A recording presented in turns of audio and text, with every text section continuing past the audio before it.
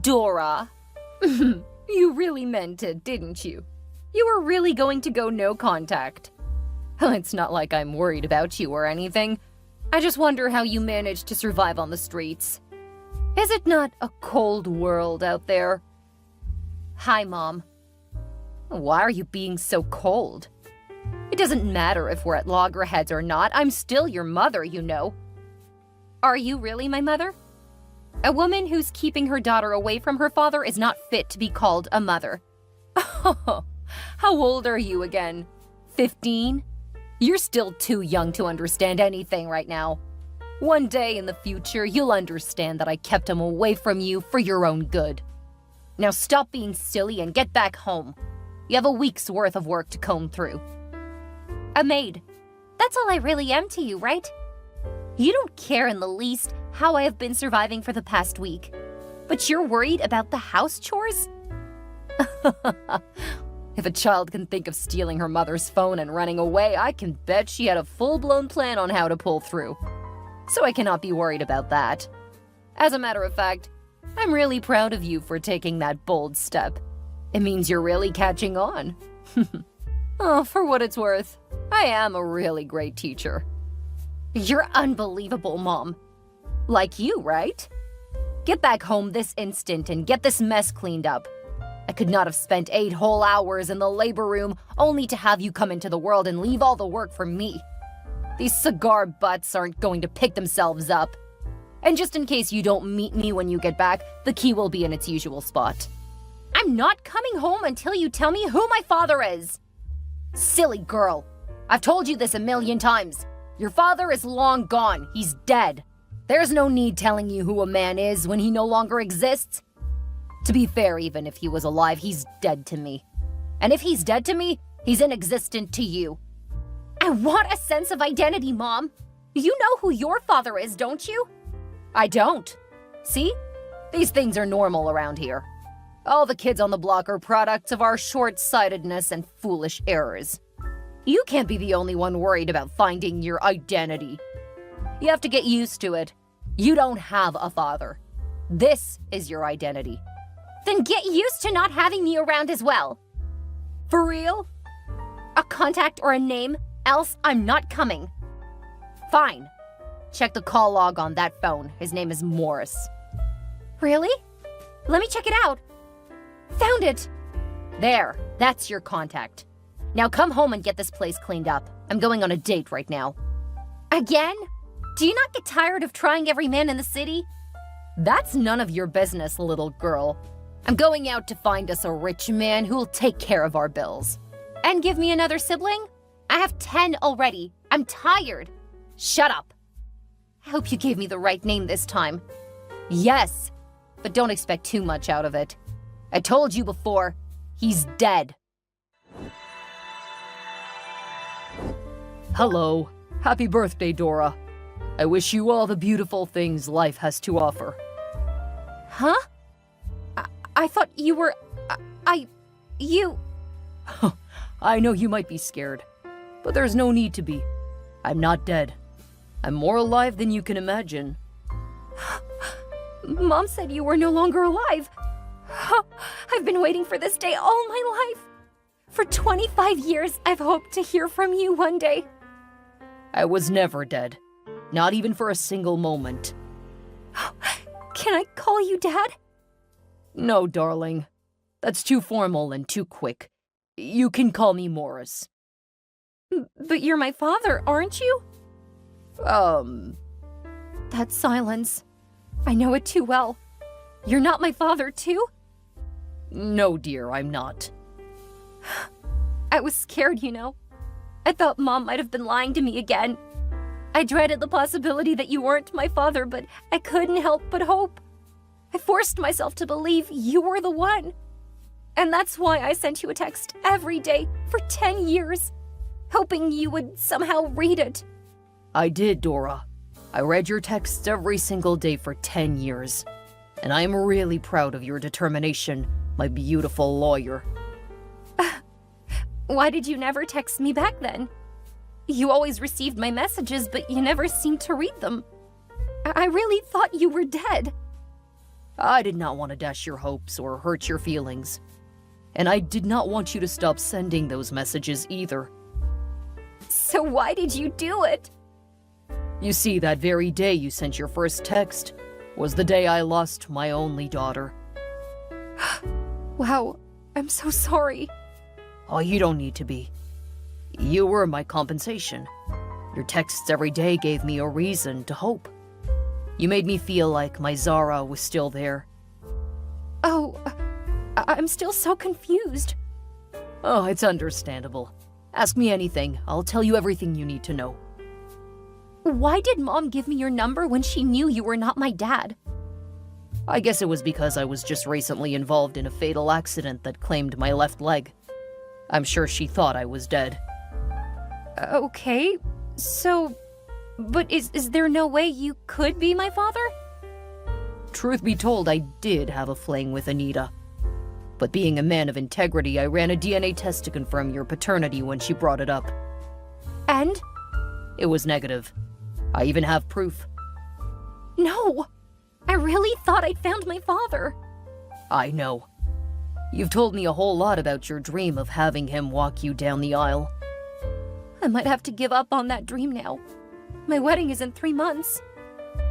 I'm sorry that I'm not your biological father, but I am willing to help you look for him. Really? Yeah, I believe he is alive. I've even been compiling a long list of men I know of that could potentially be your father. That was going to be my gift to you today. OMG, that's... I don't know what to say. 7 Bentonor Drive, the last floor. That's my restaurant. Let's meet up, okay? Okay.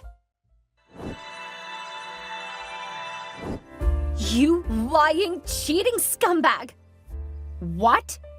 Watch your tongue, young woman! You told me Morris was dead! You told me he was my father! Okay. What do you mean, okay? You lied to me! Again!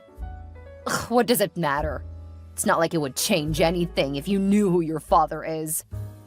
How can you even say that? I want to know who my father is, Mom. Is that too much to ask? I did not ask to be born. Why do I have to be the one struggling for an identity when you keep jumping from one rich man's bed to the other? So let me get this straight. You just called to insult me. My wedding is in 3 months, Mom. I want my father to walk me down the aisle. I was going to do it with Morris's photograph because I thought he was my father. But now that I know he's not, I just really want to find my father. Come to the house. We can talk this out. Talk? I don't want to talk anymore. What do you want to tell me? That I should get used to being fatherless? That I should take it lying down just like the other kids on the block? That's old news. I cannot come all the way there for nonsense. Then I cannot help you. What? I can't help you. Besides, it's too late to know who he is. I mean, you've got your life figured out, you know. You practically don't need a father. You are just so evil. See, Dora, I don't have the time to be trading words with you right now. I'm actually running late for my date with a money bag I just found. Mom! You need to tell me who my father is, else I'm not coming home. Back to old tricks, I see. You make me laugh, Dora. Those things don't move me anymore. I literally have 11 other children to fall back to. You're the least of my worries. Okay, fine. Then you cannot come to my wedding. What did you say? You are uninvited. You do not deserve to share in my joy. OMG, Dora. How much more desperate can you get? What do I have to gain from being in your broke-ass wedding? You're getting married to a nobody. I cannot be found in such gatherings. I hate you! I have to rush on my Tinder date right now. Good luck finding your inexistent father. Hello, Dora. Hi, Uncle Morris. How are you? Ugh, I'm frustrated. Why? Nothing we have done so far is working. We've checked out 9 of the 11 men you listed, and none has turned out to be the one. I'm fast running out of patience and money. I cannot keep paying fares for long trips to different cities in search of something I could have found if my crazy mother just told me. I understand your frustrations, Dora, but we should at least be glad they all consented to DNA testing. What if they said no? You would have been double frustrated by now. It's funny, but not funny. I just wish we can make some progress. We will. You just have to keep your hopes up. When? I don't even feel like trying anymore. Maybe I should just give up on my childhood dreams. You cannot give up now, dear. You've come such a long way to stop now. We're going to finish what we started. And if we're unable to find your real father, then so be it. Is there anybody you think it might be from the two? It's hard to say, but we'll just do what we can and leave the rest up to nature. Even though I'm kind of worried about something. What is it? Kennedy Woodsworth. That's one of the last two men on the list. What about him? I doubt he'll consent to taking a test. Why? Who would reject the idea of finding his lost child? Well, a man who doesn't need one would. And Kennedy is one of such men. We used to be friends back in the day. Best of friends, even. But our friendship grew sour when Anita came between us. Okay. They were dating at first, but Anita left him because he was broke at the time. Typical mom. She got with me briefly after that, just to spite him. And that was how she broke up our friendship. Wow. But things have changed today. He's the founder and CEO of Woods & Co., one of the fastest-growing construction firms in Maxon City. He's so rich that Anita would be flustered if she found out she ditched a guy with so much potential out of greed. But he has a strong reputation for being a no-nonsense kind of guy. It's not even sure I can help you approach him for a DNA test, as I did with the others, for shame of what I did to him 26 years ago. So what do we do now? I don't know. You know how you've been asking me what gift you'll give me for my wedding? Yes, what about that? This is it. We'll go to see Mr. Woodsworth together.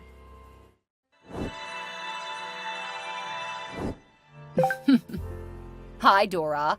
Happy wedding day. I would have asked how the wedding was getting along, but I don't really care. Guess what happened?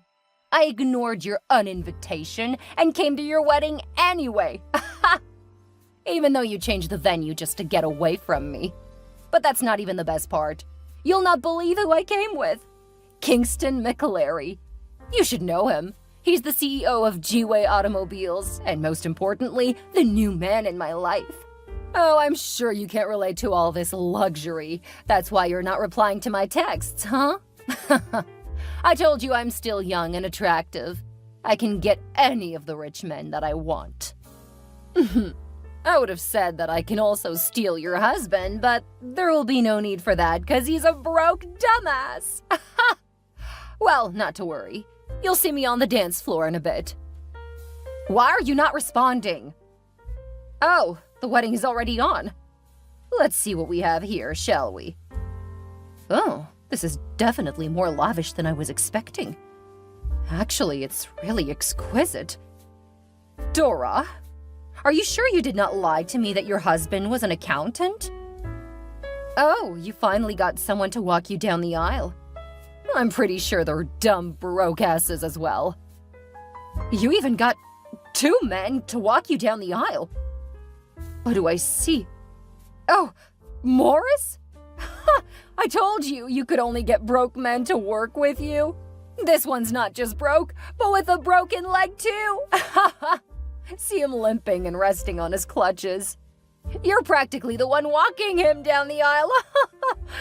And who's the other one? Is that Kennedy? What is he doing here? How dare you, you ungrateful imp! Excuse me? You found Kennedy and you didn't think to tell me? That's a little demanding, don't you think? I'm an adult, married woman now. You don't think I'll be telling you everything I do you? I think this is all my fault. The reason you're still able to text me and talk rubbish is because I haven't blocked you on all platforms yet. You cannot even do that! Wanna bet? I'll do it now, and 1,000,000 times over if I have to. You were wicked and selfish and materialistic to the point that you did not care at all what impact your stupid actions had on me or any of my siblings. You cannot speak to me in that tone of voice, young lady. Oh, but I can, because you deserve to be spoken to that way, and even worse. You're not a mother and should not be regarded as one. That is not for you to decide, Dora. I brought you into this world. I call the shots. You did, but not anymore. I have finally found my real father. My childhood dream of having my father walk me down the aisle came true. Only I had it even better. I had 2 fathers walk me down the aisle yesterday, and it was the most glorious thing I've ever experienced. Though I was somewhat hurt by the fact that Uncle Morris was more of a father to me in 3 months than you've been a mother all my life. But does that matter anymore? Shake my head. Not really. I also got to marry the man of my dreams. My life is going great, and you do not have a part in it. That's unfair. No. Unfair is you abandoning the father of your first child simply because he was broke. He could not give me the $1 million I needed then for my cosmetic procedure. He didn't want me to be in the trend like all the other ladies. Can you blame me for wanting what I want? So I had to dump his sorry ass. It will shock you to know that his ass isn't so sorry anymore. Huh? He's now massively wealthy and owns different 13-figure earning companies globally. What? How? It can't be. Kennedy cannot be more than a hotel janitor. He didn't even get a college degree. Well, we can say the tables have turned. You know the new hall that was used for my wedding? The elegant outfits and exquisite food and decor? Those were all last-minute changes by my dad. I'm glad you stubbornly showed up at the wedding, even though I asked you not to. At least you got to see me living the new lavish life you could never have. That will teach you to be less materialistic and start working on building valuable relationships. Can you guys take me back? What did you say? Turn up the volume a bit, I couldn't hear you. I want back into your lives. Yours and Kennedy's as well. I'm really sorry for all that happened in the past. I was really stupid and foolish and... You don't have to rain abuses on yourself. If I did not know you well enough, I'd think you were genuinely sorry. But I know that every step you take is for your own selfish interests. Come on, Dora. Please have mercy on me. I'm still your mother. All your siblings have moved away now. I'm all alone. I need the money. You lost every right to be my mother the day you blatantly refused to help me find my father. You knew who he was and still kept him away from me. Because I did not want you to be affiliated with poverty. Don't you get it? I was trying to protect you. Everything I've done is for you and your siblings. But I never get the credit I deserve. Thank you, but I'm no longer interested. You can take your goodwill someplace else. Fine. Pay me then. Huh? You cannot just wake up one morning and decide to choose your father over me. You have to pay me for all the years I single-handedly took care of you. You have to pay me for all the meals you ate for free under my roof. I need a $10 million settlement. I'm sure you know that's not happening. If you don't pay me, I'll sue you. You won't be getting a dime from me or my father. You're just a creepy person. Please stay as far away from me as you can. Me? Creepy? Oh, you haven't seen creepy yet. I'll come all the way to your hotel and camp outside your room for as long as it takes for you to give me my money. You're not going to do that, Mom. You think? You've done a lot of crazy things in the past already. So I would advise you to protect the little dignity you have left. Don't make any further mistakes. You'll pay for this, Dora! You will! If you thought Anita wouldn't keep to her threats, think again. She clearly learned nothing from the events that unfolded earlier. Instead, Dora woke up the next morning to find her mother cradled up in a camp tent right in front of their honeymoon resort. The minute she set sights on her dumbfounded daughter, she held up a crazy-looking placard and continuously chanted the words, "Pay me my money!" Anita's screams eventually alerted the other guests at the resort and ultimately security agents who had her picked up and thrown out. It was later discovered that one of Dora's siblings ratted out her exact location to their crazy mother, following threats that she was going to harm herself. And funny enough, all of this was just to get Kennedy's attention. Or maybe some of his money, too. She clearly didn't plan well enough, though, because her actions only made Kennedy dislike her more. Not to mention Dora and her newlywed husband, who moved cities after they decided Anita would be better off in a psychiatric home. Years passed after this, and Dora had 3 beautiful children with her husband. They worked hard to maintain a happy and stable relationship so that their children would not have to go through all that Dora experienced in her past.